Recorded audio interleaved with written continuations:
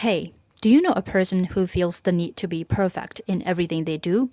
Or are you that person yourself? Outwardly, perfectionism seems like a force that pushes us forward. But is that really the case?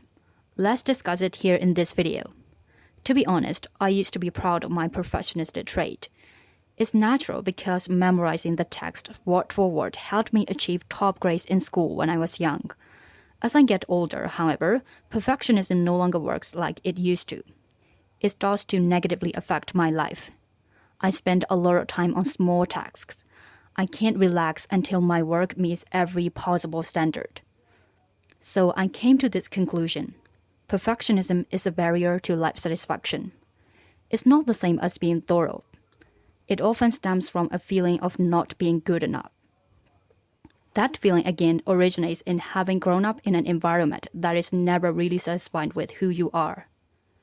You should be like this, you should be like that, but you should never be like yourself.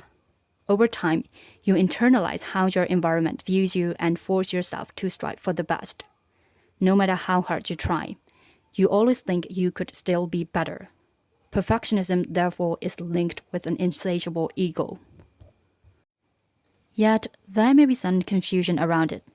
If someone always aims for perfection, wouldn't they do their job better than others? Wouldn't they be more productive? The answer is yes, maybe. But most of the time, perfectionism leads us astray from reality.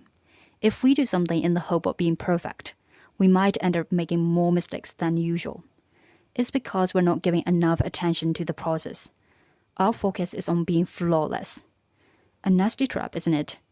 In addition, psychologists claim that perfectionists are more likely to procrastinate than other people.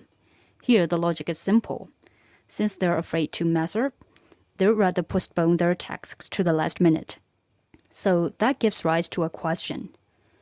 Is perfectionism a kind of mental illness? Personally, I'd say no. It's not an enemy we must defeat. It's a signal telling us we need to accept and love ourselves as who we are. There's a saying, practice makes perfect. But can we be perfect in everything? And more importantly, do we even need to be perfect in everything? We make mistakes not because we are idiots, but because we are constantly learning and growing in life. You would not know how to walk if you didn't fall down first. So let's give ourselves permission to be flawed like real humans.